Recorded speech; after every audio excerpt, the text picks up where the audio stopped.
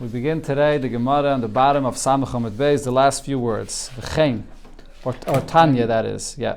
So the Gemara before brought a halacha from Rab Shimon ben Yochai. The Gemara here brings another halacha. Really doesn't seem to be connected. Farshim discussed the connection, but it's like a separate inyan here. So Tanya, we learned V'chein Hoye Rab Shimon ben Yochai Yemer. So too Rab Shimon ben Yochai said another halacha. Kivrei Oivdei Kechavim. When it comes to the kvarim, the burial places of Goyim, Eina Metamim Ba'il. You do not become tameh going there with the tumah of an oil. The halacha always is when your oil, in an oil of a mace, or you create an oil over a mace, you become tameh, but not by the kvarim of a guy. Shenema, the reason is because the pasuk says, "Ve'aten tzaini tzain ma'risi." The Eibusha says to Yidden, "You are my sheep," and Adam atem, and you are referred to as Adam. So what does this mean? Atem kruyim Adam. The Yidden are referred to as Adam. And the Kechavim Kruyin Adam, and the Goyim do not have the term that of Adam does not refer to them. So as Rashi says, when it says over here by the tumah of oil, the pasuk says Adam ki yamus ba'oil. So that Adam refers only to Yidden, not to Goyim. This is a famous Gemara, the Adam Atam Kruyim Adam. It's quoted in Chassidus many times. There's a long thesis here that discusses and brings that you find in other places that even a Goy is referred to as Adam. And the answer Rabbeinu Tam says in Taisus is that there's a difference between the expression of Adam and Ha-Adam. Ha-Adam includes even Goyim, and Adam includes only Yidden.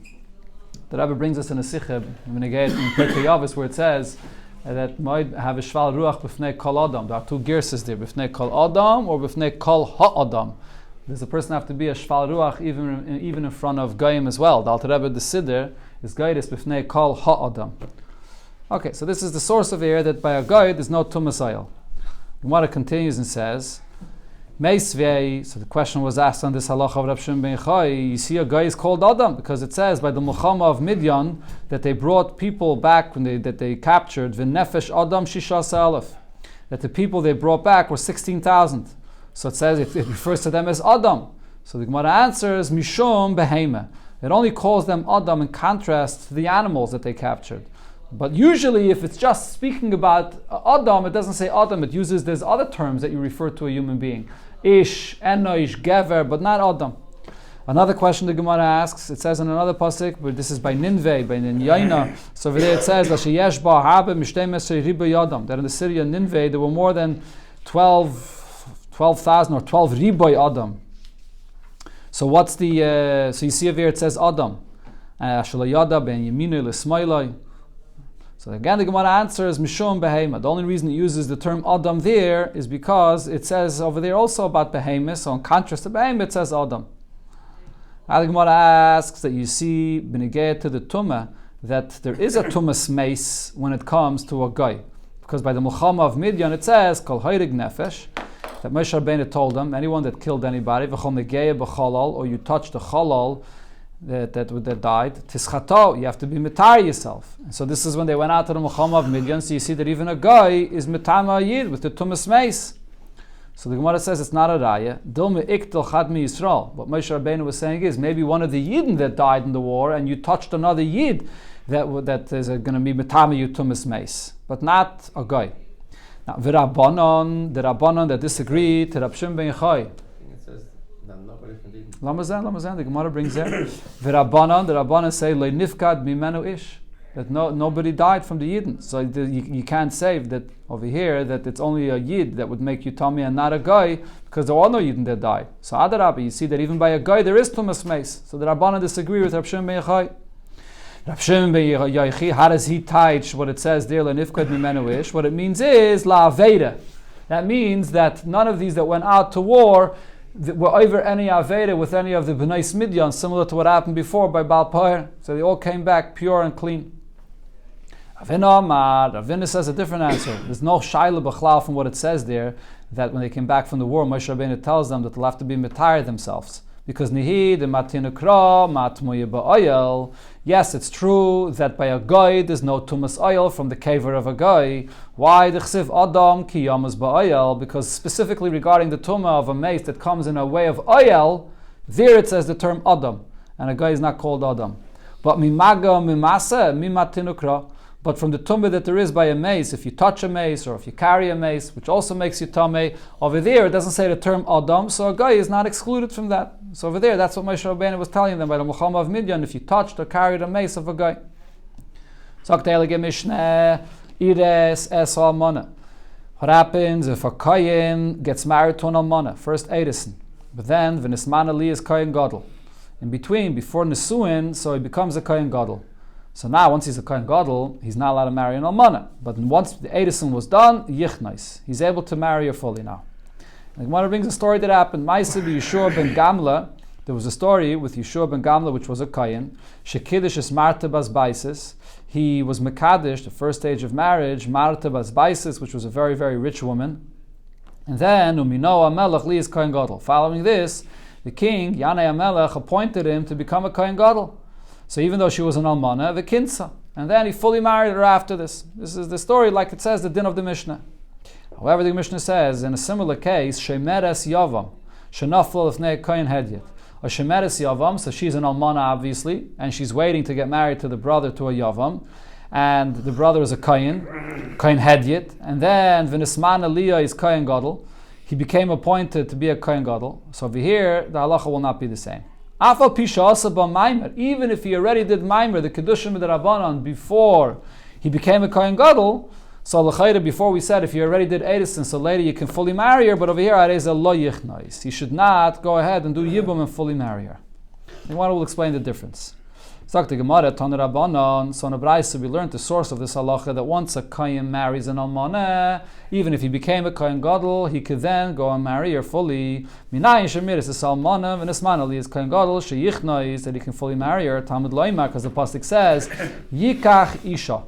When it says in the pasuk over there, the full pasuk over there is that almaneh grusha v'chalol zaynes edel yikach kim besula mi'amav, and then it says yikach isha. The word isha is extra. Could have just said yikach. Why does it say yikach isha?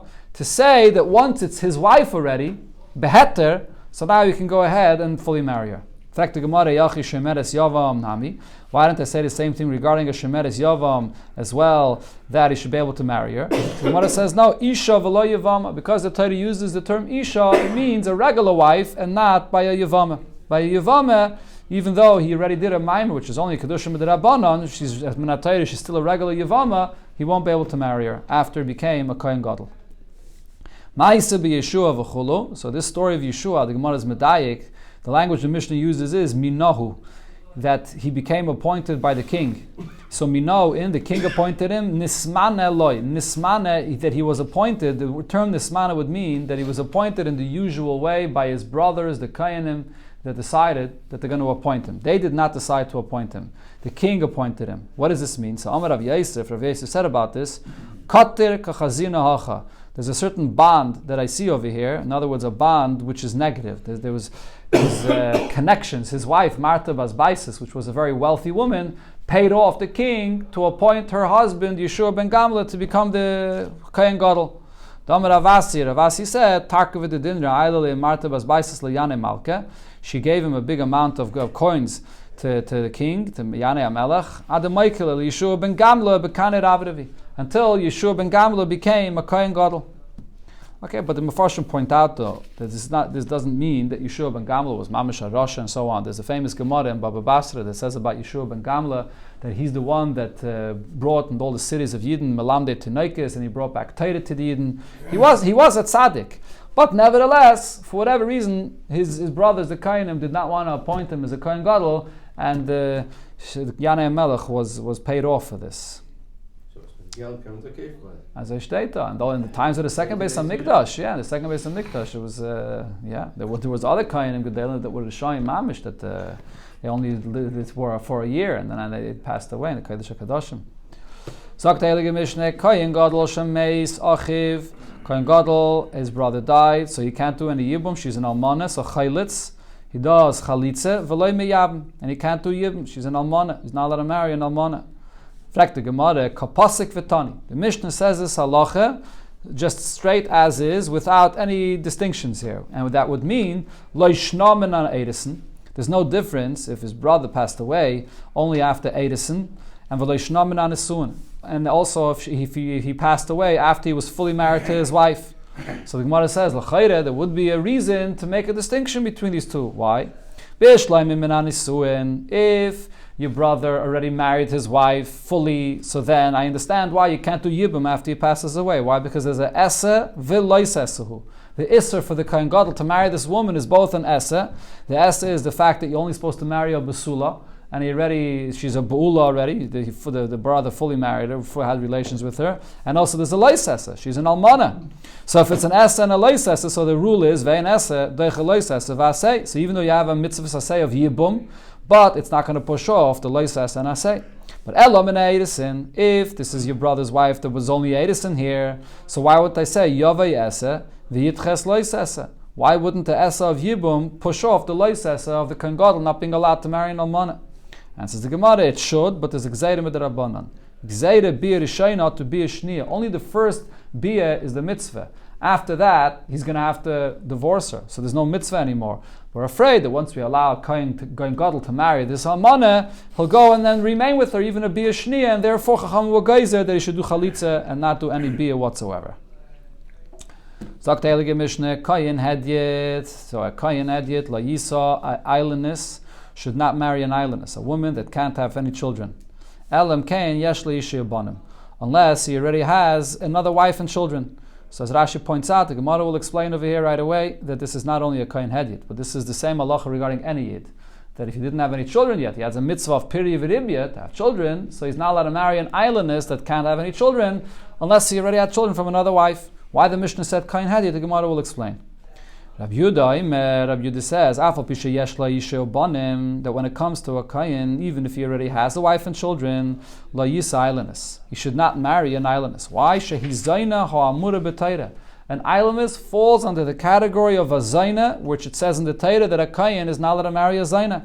The Gemara will explain this as well. Why does she fall under the category of a zayna? The Chachamim say no. Ein zayna Ella Giyayres. A Zayn is only a Giyayres, that when she was a guy, we assumed that she had relations with other people, with a guy. Umshachreres, and she was a Shifcha Kananis that was freed also. She had relations with guy and with other people. And V'shanivala Bi'ilaz Nus. And only a Zayn is only someone that had forbidden relationships of Bi'ilaz Nus. We'll see, the Gemara will bring a few different opinions about who exactly falls under the category of a Zayna. So the Reish Galusa asked Rav Huna about this Mishnah. So my time, what's the reason for the halacha of the Mishnah that it says that a Kohen Hedyet should not marry an islandess? Mishum piri v'ribya. That's because of the mitzvah of piri v'ribya, to have children. So he asks him, a piri v'ribya kohenim with the mifkedi? Only kohenim are commanded to have children? V'Yisrael loy mifkedi? Yidden in general are not commanded? Why is the Mishnah saying only a Kohen Hedyet? So he answered him, Mishum the Kabbalah Misni Sefer. Because in the next halacha of the Sefer, Rabbi Yehuda wants to say a chiddush regarding a Kohen Hedyet. So it says there, Rabbi Yehuda, that by a Kohen there's an additional chiddush, that even if he already has a wife and children, nevertheless, La Yisa islandess, he should not marry an islandess. Shehi Zayna Mura b'Torah, because Rabbi Yehuda says that an islandess for a Kohen is like a Zayna. Da Zayna. So regarding the Isser of marrying a Zayna, Kayanim with the Mifkedi, only Kayanim are commanded, V'Yisrael loy Mifkedi, and Yidden are not commanded. So because over there it's speaking only about a Kayan, Mishamachi Ketani Kayan. So therefore in the Reisha it also says Kayan. But really the Reisha is true for all Yidden, not only a Kayan. So now the Gemara will explain what's taka the pshat in this, that an islandess has a halacha like a Zayna. Why should we say this?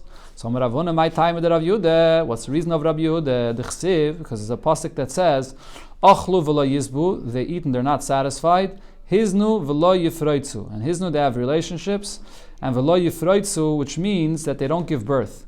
Kol bia she'ein ba pirtze, or the Bach is actually going to pritze, which means any time there's a relation that does not bring birth to children, which is when you're having relations with an islandess, she can't have any children. Ein ela bilaz nus. So this is considered to be a bilaz nus. So therefore, a kohen marrying an islandess that can't have children is like marrying a zayna. So Tanya, now we learned in the Braisa another halacha which is connected to this, as the Gemara will explain. Rabbi Eliezer said that kohen lo yisa es aktana, that a kohen is not allowed to marry a katana. So we'll see soon in the Gemara, there's a few different pshatim and why not, why a kohen can't marry a katana. We'll see in the Gemara whether we're talking about a regular kohen or a kohen gadol. But right now, we're talking about a regular kohen. A kohen can't marry a katana. So why not? Amalei Rav Chisda l'Rabbe, Rav Chisda says to Rabbe, Pukayim ba, go out and analyze, think about the reason for this, because the Lo'orte, tomorrow, Bayala Rav Huna Minach. Rav Huna is going to ask you to explain to him the reason for this. Why can't a kohen marry a katana? So Nafakayim ba, he went out and he was ma'ayin this halacha to figure out what the reason is. And he came up with the following reason. Rabbi Eliezer Savala Karab Meir, V'Savala Karab Yehuda. What Rabbi Eliezer is saying is a combination, it's based on two opinions. He holds like Rab Meir, and he holds like Rab Yehuda. And the Gemara explains. Number one, Savala Karab Meir. He holds like Rab Meir, the Chayish L'miyuta. Rab Meir is concerned even about a minority. Usually we follow Rav, the majority. But Rab Meir's opinion is that you do have to be concerned about the minority. So what's the minority that you have to be concerned about over here when a kohen would be marrying a katana?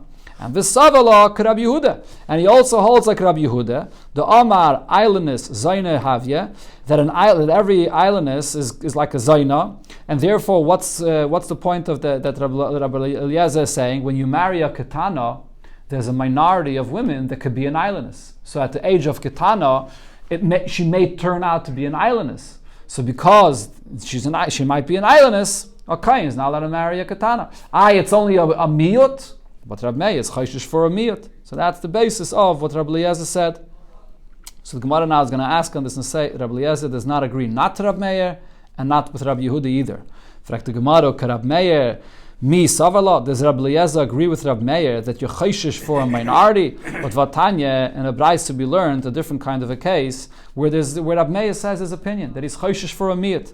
It says in the brayso as follows: Katan a katana loy chaltzim v'loy miyavnim. Both a katan or a katana, they can't do not chalitza and not yibum either. Divrei Rab Meir, this is the reason. This is Rab Meir's opinion. So Amalei Rab Meir. They said to Rab Meir, so nayafa marta shein chaltzim. This that you said, that for a katan and katana there's no chalitza, this is right, this is true. Why? Because ish ksiv b'parsha. When the Torah says the parsha of chalitza, it says ish, which means only a gadol, not a katan. And also regarding a katana, u'makshinan ish al ish, we compare the woman to the man, that she also has to be a gedayla. But ela my time miyavmin. Why are you saying that a katan or a katana can't do yibum? Amalei, so he answered, katan, the reason is because by a katan, shama yimtza sris, the katan may turn out to be a man that can't give any birth. A sris that can't give birth, there's no mitzvah of yibum. The whole mitzvah of yibum is lahakim shem la'achiv, to be able to give birth. He can't give birth, there's no mitzvah. And katana, shema timtza islandess. And for a katana as well, maybe she can't give birth either. And if there's no mitzvah, so then the nimtzu paigim be'erve. So then it'll come out that it's a erve, it's eishes ach. And if there's no mitzvah, then it's a erve of eishes ach. So therefore, a katan and katana can't do yibum. So this is the source where Rab Meir says this concept that I'm chayshish for a miyut, because to be chayshish that it's a sris or an islandess is a minority. And now, on this halacha, we learned that Rabbi Eliezer disagrees with Rab Meir. Tanya and Abraisa, we learned, Ketana misyabemes, a katana could do yibum, ve'ena chiletzes, but cannot do chalitze. Divrei Rabbi Eliezer, that's what Rabbi Eliezer says. So how could Rav say, or Rabbi rather say, that Rabbi Eliezer agrees to Rab Meir? There's a clear Braisa that he does not hold of this chash of a miyut. And also, Rabbi Yehuda misavala. You're saying that he holds like Rabbi Yehuda, that every islandess is a zaina. He doesn't hold like Rabbi Yehuda, and the Gemara brings an eye for this. And here there's a brayso that goes through a few different opinions of who's considered to be a zaina that can't marry a kohen. Tanya, so we learned in the brayso when the Torah says zaina, that a kohen can't marry a zaina. So what does this mean? Zaina kishma. Zaina, to understand who a zaina is, you have to see in the name of zaina. Divrei Rabbi Eliezer. So Rashi explains, what does this mean? A zaina means a person that strays off the path.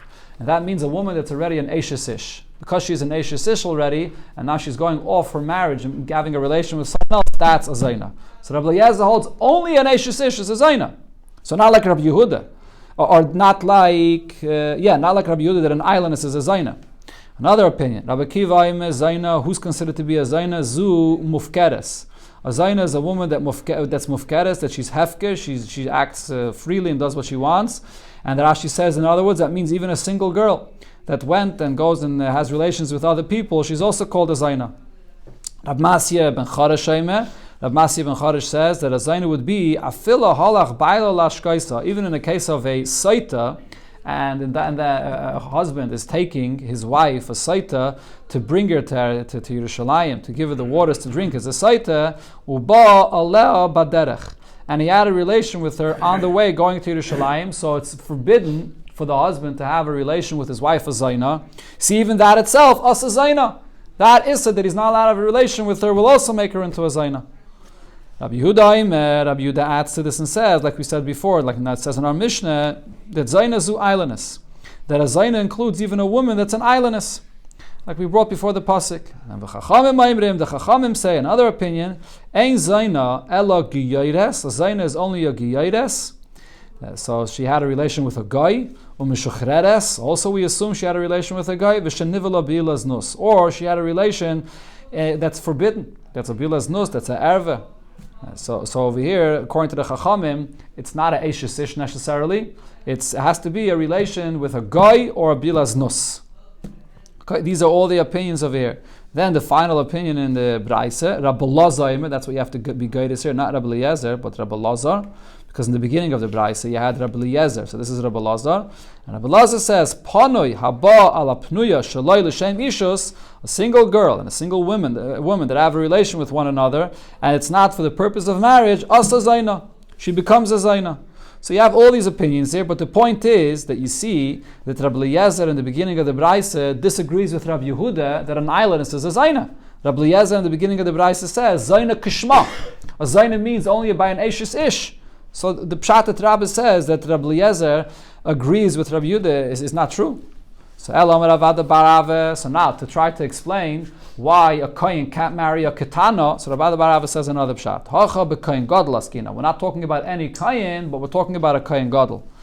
And therefore what he says is, for a kohen gadol to marry a ketana will be a problem, because la'emas kanila, when a kohen gadol marries a ketana, at what point does the kiddushin take effect? At what point the kinyan, the Gemara is talking about the kiddushin, he's kohening her for kiddushin.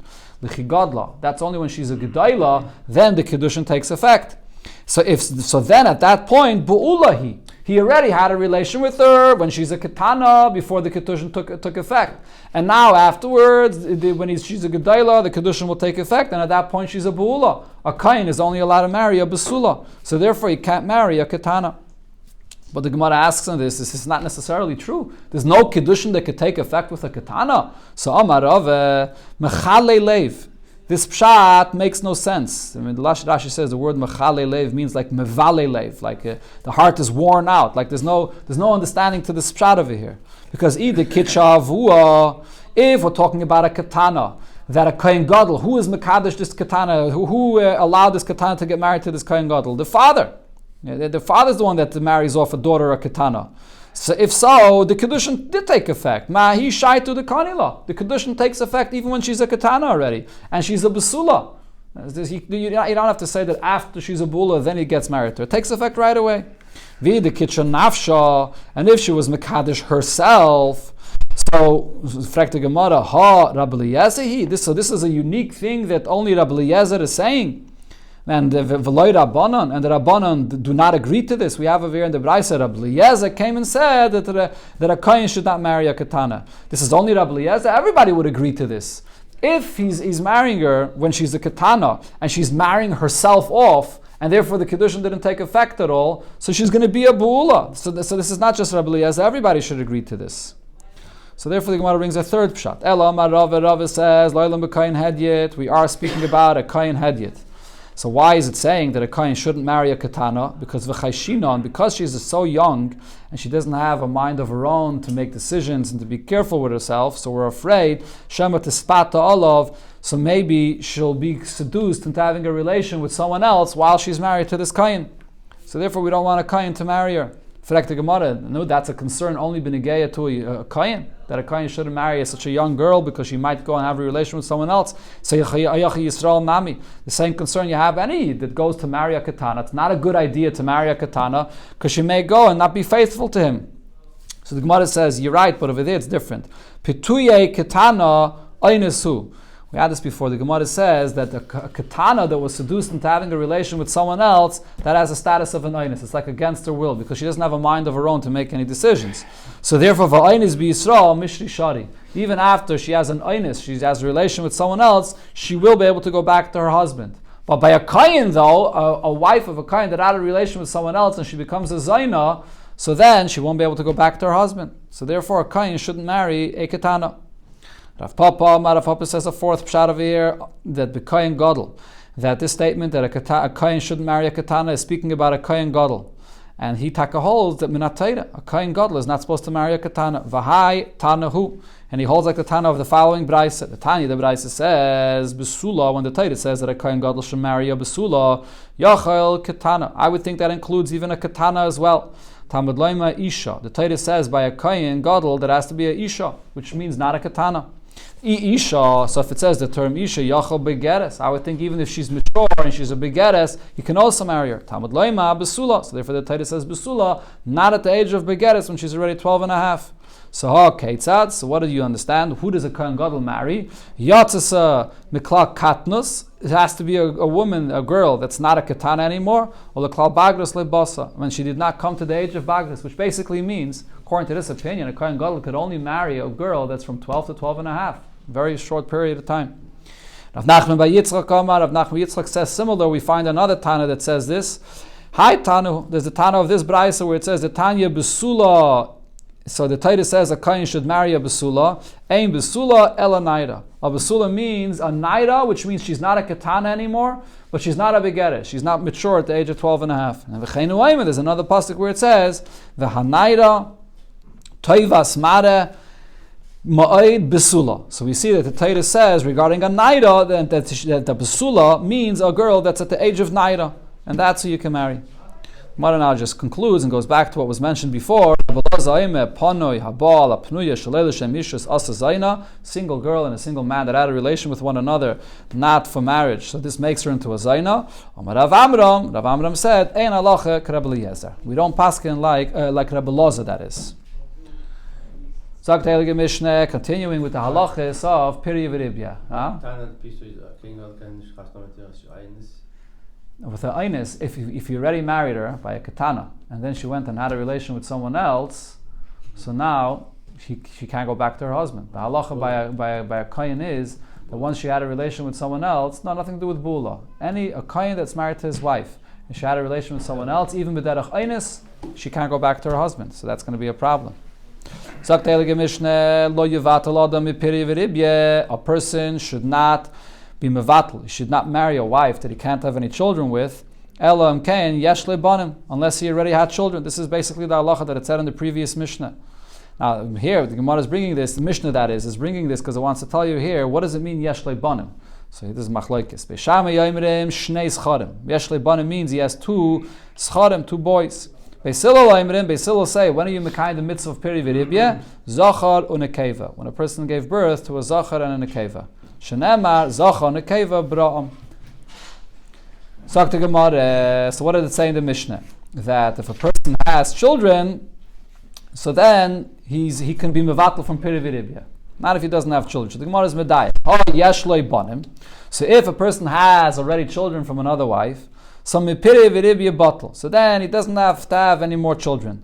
But meisha lo batel. But he should not be batel. In other words, he should not stop from being married to a wife. He still should be married, even if he's not going to have any more children. But he still should remain married. So this is a proof to what Rav Nachman said in the name of Shmuel. The Amar, he said, even if a person has already many children, it's not allowed for a man to be without a wife. It's not good for a man to be alone. A man, it's the right thing for him to always be married, so he shouldn't have machshav zaris when he's married to his wife. That's that's what the Mishnah is saying. The halach it's saying is regarding Piri V'Ribya, but not regarding having a wife. But Ve'eked Amri, there's another version to this that was medayik originally the opposite. That it says in the Mishnah that if you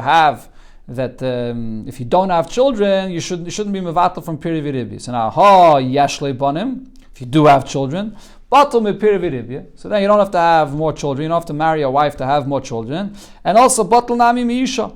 And also you don't have to be married b'chlal to a wife. That's how they were medayik l'chatchila. Okay, Taisus is masber over here why they were medayik this way. But the point is l'chatchila, this version was medayik that if you have children already, you don't have to have more children and you don't have to have a wife either. So they asked on this, name it have it to Yuftu the Rav Nachman or Shmuel. This would refute what Rav Nachman said in the name of Shmuel that he knew that. What did he say? That you have to always have a wife. It's also for a person to live without a wife. So the Gemara answers, loy, you don't be medayik from the Mishnah this way. Ein loy banem noise isha bas banem. If you have no children, so you have to marry a wife that you can give birth to children with her. Yash loy banem. If you already have children, so then noise isha delav bas banem. So then you should also be married, but you don't have to get married to a wife that you can give birth to children. But either way, a person should always live with a wife that has children. Elamai, the question is, should you seek out to find a wife that you could have children with her? Now the Gemara explains, what's an afkamina regarding this? So you have one case where a person has a mitzvah to get married because of the mitzvah of piri v'ribya. Then you have the halacha of Shmuel that he has to get married because it's not a good thing for a person to be single. He should be married to a wife. So the Gemara says there's a difference. Nafkamina, the difference is limka sefer Torah b'shvil bonim. There's a halacha, we learned this in the end of Masechta Megillah, that a person is allowed to sell a sefer Torah in order to fulfill the mitzvah of piri v'ribya, to get married, to have a wife with children. But when could you sell a sefer Torah? That's only if he's marrying this wife in order to have children. But the Lagabi Shmuel's halacha, that a person shouldn't live alone, he should marry a wife, for that you don't sell a sefer Torah. So that's the nafkamina between these two halachas.